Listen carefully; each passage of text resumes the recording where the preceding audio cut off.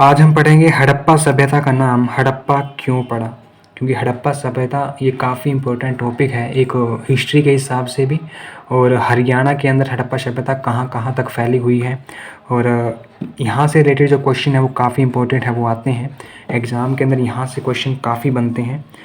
तो इससे पहले हम हरियाणा का इतिहास जो पार्ट 1 जो वीडियो हम कर चुके हैं, पहले उस वीडियो को आप ज़रूर देखिए, क्योंकि वहाँ से आपके थोड़ा सा बेस बन जाएगा इस टॉपिक को समझने के में कि हम हरियाणा के बारे में आखिर पढ़ क्या रहे हैं। तो आज हम पढ़ेंगे हड़प्पा सभ्यता और हड़प्पा का नाम हड़प्पा क्यों पड़ा। सबसे पहले जो नगर खोजा गया था वह हड़प्पा था, जो वर्तमान में पाकिस्तान में रावी नदी के किनारे पर क्या रहेगा, स्थित रहेगा। तो हड़प्पा सभ्यता की खोज सन 1921 के अंदर एक भारतीय हुआ करता था, दयाराम साहनी, उसने करी थी। और हड़प्पा सभ्यता जो हड़प्पा जो नगर है वो किस नदी के किनारे पर है, ये काफ़ी इंपॉर्टेंट क्वेश्चन है। हड़प्पा जो नगर है वो रावी नदी के किनारे पर है, ना कि सिंधु नदी के किनारे पर। हम बोलते हैं इसको सिंधु घाटी सभ्यता है, लेकिन जो हड़प्पा है, हड़प्पा रावी नदी के किनारे पर है, सिंधु नदी के किनारे पर नहीं है। जो मोहनजोदाड़ो है, जिसकी खोज सन 1922 में राखल दास बनर्जी ने करी थी, वो कहाँ पर है, वो सिंधु नदी के किनारे पर रहेगा। तो हरियाणा में सबसे प्राचीन जो क्षेत्र कौन सा रहेगा, भिडाना रहेगा, ठीक है। और भिडाना कहाँ पर रहेगा, ये फतेहाबाद के अंदर रहेगा। हड़प्पा सभ्यता की खोज सन 1921 के अंदर दयाराम साहनी ने की थी। हड़प्पा सभ्यता का समय 2500 ईसा पूर्व से लेकर 1750 ईसा पूर्व माना गया है, ठीक है। इसका जो टेन्योर है, जो टाइम है, वो 2500 ईसा पूर्व से लेकर 1750 ईसा पूर्व माना गया है। हड़प्पा सभ्यता को सिंधु घाटी की सभ्यता भी कहा जाता है, क्योंकि ये सिंधु नदी यानी रावी नदी के किनारे पर फली फूली थी। इसको ताम्रकालीन या कांस्ययुगीन युग की सभ्यता भी कहा जाता है। हड़प्पा सभ्यता को हम अलग अलग नाम से जानते हैं, एक तो हड़प्पा सभ्यता हो गया, एक सिंधु घाटी की सभ्यता हो गया, एक सरस्वती घाटी की सभ्यता हो गया, इसके अलावा एक ताम्रकालीन या फिर कांस्य युगीन सभ्यता इसको कहा जाता है, ठीक है। और इसकी खोज कब की गई थी, 1921 के अंदर। एक व्यक्ति हुआ करता था, भारतीय व्यक्ति, इसका नाम था दयाराम साहनी। क्योंकि हड़प्पा सभ्यता में कांस्य का प्रयोग सबसे ज़्यादा है वो किया जाता था। जो कांसा क्या रहेगी, एक मिश्र धातु रहेगी, जो कॉपर यानी तांबा और जिंक यानी जिंक यानी कॉपर और टिन, इन दो धातुओं से मिलकर बनती है कांसा, जबकि कॉपर और जिंक से मिलकर बनती है पीतल। तो जो हड़प्पा सभ्यता है वो कांस्य सभ्यता है वो रहेगी, ठीक है। इसका दूसरा नाम मोहनजोदाड़ो है, ठीक है। मोहनजोदाड़ो ये हड़प्पा सभ्यता से दूसरा अलग क्या रहेगा, जगह रहेगा। इसकी खोज सन 1922 में एक व्यक्ति था, राखल दास बनर्जी ने करी थी। मोहनजोदाड़ो ये सिंधु नदी किनारे पर पाकिस्तान में स्थित है। और मोहनजोदाड़ो का मतलब होता है मृतकों का टीला। इसको हम सिंध का नकलिस्तान भी बोलते हैं, ठीक है। ये काफ़ी इम्पोर्टेंट है वो रहेगा, ये काफ़ी इम्पोर्टेंट रहेगा। ये कई बार पूछा जाता है कि सिंध का नकलिस्तान किसे कहते हैं, या सिंध का बाग किसे कहते हैं, या फिर मृतकों का टीला किसे कहते हैं, तो मोहनजोदाड़ो को कहते हैं। और इसकी खोज किसने करी थी, सन 1922 के अंदर इसकी खोज राखल दास बनर्जी नामक व्यक्ति ने करी थी। उस टाइम भारत के जो पुरातत्व वैज्ञानिक विभाग के जो जनक होते थे, या फिर जो व्यक्ति होते थे जिसके अंदर ये पुरातत्व विभाग जिसके अंडर आता था, वो थे जॉन मार्शल। सिंधु घाटी सभ्यता के हरियाणा में प्रमुख केंद्र की, हरियाणा में सिंधु घाटी सभ्यता के अवशेष किस किस जगह से मिले हैं।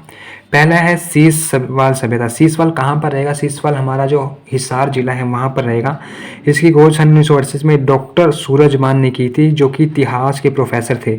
सीसवाल गांव हिसार जिले में स्थित है। ये काफ़ी इंपॉर्टेंट क्वेश्चन है, कई बार पूछ लेते हैं सीसवाल गांव कहाँ पर है, तो ये हिसार जिले में है। यहाँ पर तांबे के क्या मिले हैं, औजार मिले हैं। यहाँ पर उस समय जाति निग्रो ऑस्ट्रेलियन सीसवाल जाति थी। सीसवाल में मिले बर्तन राजस्थान के कालीबंगा से मेल खाते हैं। और सीसवाल सभ्यता मुख्यतः कृषक सभ्यता है वो मानी जाती है। उसके बाद बनावली कहाँ पर रहेगा, बनावली ये फतेहाबाद के अंदर रहेगा। फतेहाबाद जो जिला हमारा है वहाँ पर रहेगा बनावली ये फतेहाबाद का एक छोटा सा गाँव है वो रहेगा। इसकी खोज 1973-74 के अंदर एक व्यक्ति था, रविंद्र सिंह बिष्ट ने इसकी खोज है वो करवाई थी। और यहाँ से भी हड़प्पा सभ्यता से क्या मिले हैं, कुछ अवशेष है वो मिले हैं। यहाँ से क्या क्या मिला है, नंबर 1, यहाँ से मिट्टी का हल मिला है और जौ के साक्ष्य है कि वहाँ के जो लोगों ने जो जौ बोए हुए थे उसके कुछ साक्ष्य मिले हैं। बैलगाड़ी के पहियों के निशान भी हमें यहाँ से देखने को मिलते हैं। यहाँ की जो मुद्रा है उस यहाँ से एक मुद्रा मिली है जिस पर एक विचित्र पशु है वो छपा हुआ है, जिसका जो धड़ है यानी जो छाती वाला हिस्सा है वो शेर का है और उसके जो सींग है वो बैल के समान है। यहाँ से तांबे के क्या मिले हैं, बाण भी मिले हैं।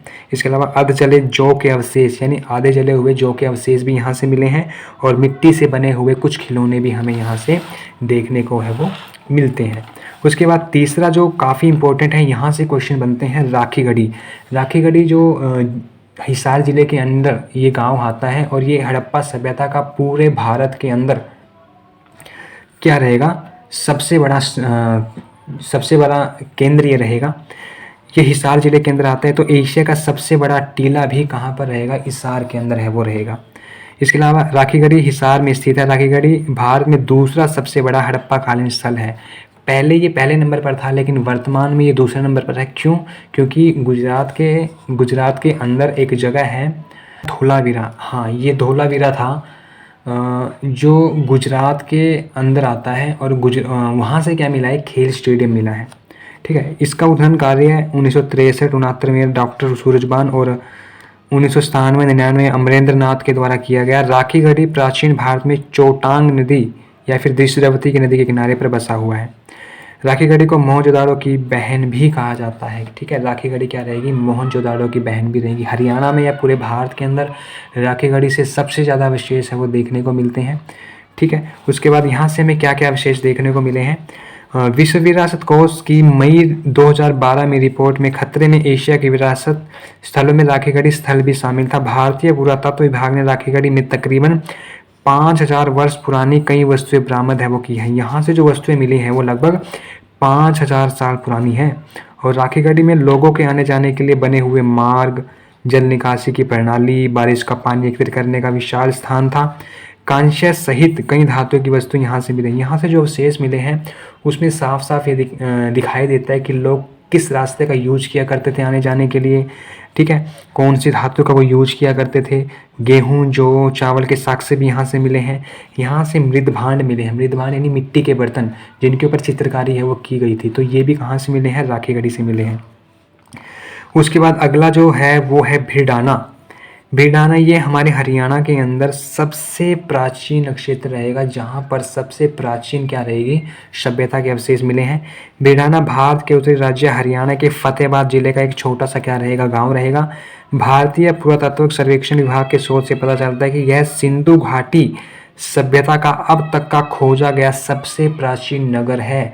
तो HSSC एग्जाम के अंदर क्वेश्चन 100% आता है कि हरियाणा के अंदर सबसे प्राचीन नगर कौन सा रहेगा जो सिंधु सभ्यता से या हड़प्पा सभ्यता से संबंधित है, तो कौन सा रहेगा, वो भिड़ाना रहेगा। भिड़ाना कहाँ पर रहेगा, फतेहाबाद के अंदर रहेगा।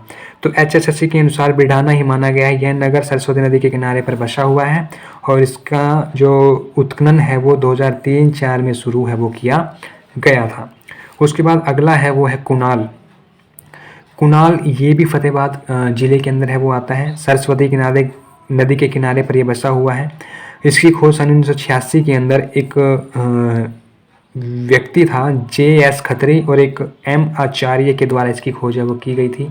यहाँ से क्या मिला है, यहाँ से राजा का एक मुकुट है वो मिला है जिसका संबंध किससे रहेगा, सिंधु घाटी सभ्यता से पहले की सभ्यता से इसका क्या रहेगा, संबंध है वो रहेगा। ठीक है, उसके बाद यहाँ से क्या मिला है, 6000 वर्ष पुराने यहाँ से मनके मिले हैं। मछली का कांटा मिला है, तांबे की अंगूठियाँ, चपटी कुल्हाड़ी, तांबे की 2 शाही मुकुट और सोने व चांदी की मोहरें, उल्टे V आकार के बाणाग्र प्राप्त यहाँ से हुए हैं। अगला जो क्षेत्र है जहाँ पर सिंधु घाटी सभ्यता के वो मिले हैं, साक्ष्य मिले हैं, वो है भगवानपुर कुरुक्षेत्र। ये जो भगवानपुर है वो कुरुक्षेत्र जिले के अंदर आता है। सरस्वती की नदी के किनारे पर बसा हुआ है। ये इसकी खोज RS बिष्ट ने 1975-76 में की थी। इसका उत्खनन जगदीश जोशी या GP जोशी ने किया था। भगवानपुरा जिसे भागपुरा के नाम से भी जाना जाता है, यह एक पुरातात्विक स्थल है जो हकरा या घग्गर चैनल के किनारे पर स्थित है। चित्रित ग्रोवेयर आमतौर पर वैदिक लोगों के साथ ये जुड़ा हुआ था। ठीक है, तो भगवान पूरा यहाँ ये भी यहाँ से भी क्या मिले हैं, सिंधु घाटी सभ्यता के कुछ ना कुछ साक्ष्य हैं वो मिले हैं। ठीक है, और ये कहाँ पर रहेगा, कुरुक्षेत्र जिले के अंदर है वो, ये जगह है वो देखने को हमें मिलती है। उसके बाद यहाँ से हमें क्या क्या मिले हैं, कांच व तांबे की चूड़ियाँ मिली हैं। हड़प्पा सभ्यता में चूड़ियों के अवशेष कहाँ से मिले हैं, कालीबंगा राजस्थान, यानी काले रंग की चूड़ियाँ या कालीबंगा ये कहाँ पर रहेगा, राजस्थान। यहाँ से हमें क्या मिली है, हड़प्पा सभ्यता की जो चूड़ियाँ हैं वो हमें देखने को मिलती हैं। इसके अलावा मृद भांड हमें उत्तर हड़प्पा कालीन के कहाँ से मिले हैं, वो भी कहाँ से मिले हैं, भगवानपुर कुरुक्षेत्र से मिले हैं। उसके बाद अगली जो जगह है वो है मीठाथल भिवानी। मीठाथल भिवानी से भी हमें हड़प्पा सभ्यता के अवशेष मिले हैं।